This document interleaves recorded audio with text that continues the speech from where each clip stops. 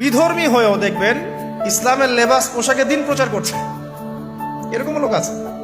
মুসলিমদের মধ্যে এমন মানুষ তারা তৈরি করেছে যারা বলছে যে কবিরা গুনাহ করলেই কাউরে হত্যা করা যাবে। এভাবে তারা বিভিন্ন সন্ত্রাসবাদী সংগঠনে যোগ দিয়েছে। দেওয়ার ফলে মুসলিমদের মধ্যেই দেখা গেছে যে মুসলিম কান্ট্রিগুলোর মধ্যেই বোম ব্লাস্টিং, এখানে ওখানে বিস্ফোরণ, এগুলো করছে। এটাকে আমরা খাওয়ারে জাকি দেব। তারা আবার ঢুকিয়ে দিয়েছে মুসলিমদের মধ্যে। একদল মানুষ বলছে যে আলী রাদিয়াল্লাহু আনহু তিনি আল্লাহর মর্যাদা পাওয়ার যোগ্য, নাউজুবিল্লাহ। তার মর্যাদা মুহাম্মদ সাল্লাল্লাহু আলাইহি ওয়াসাল্লামের চেয়েও বেশি, নাউজুবিল্লাহ। বা তার সমমানের, এসব কথাও বলছে। এরকম একটা শ্রেণীও বের হয়েছে।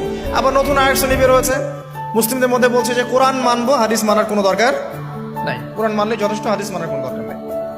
আবার একটা দল বের করবে, মানে করেছে দেখবেন, যারা হচ্ছে আবার শুধু লা ইলাহা ইল্লাল্লাহ বললেই হবে, আমলের কোনো দরকার নাই। শৈথিল্যবাদী, মুরজিয়া বলে এদেরকে, শুধু লা ইলাহা ইল্লাল্লাহ বললেই হবে, আমলের কোনো দরকার নাই। আবার একটা দল বের করেছে যে যুক্তি দিয়ে কোরআন যতটুকু বুঝবো এটাই মানা যাবে, এর বাইরে মানা যাবে না, মুতাজিলা। যুক্তি দিয়ে কোরআন যতটুকু বুঝবো এতটুকু মানবো, যুক্তির বাইরে যায় মানবো না।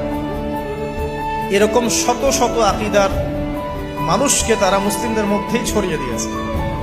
মুসলিমদের মধ্যে এই ফিতনাগুলো ছড়িয়ে দেওয়ার ফলে উম্মাহ কি হয়ে গেছে? বিভক্ত হয়ে গেছে। এরপরেও আবার দেখবেন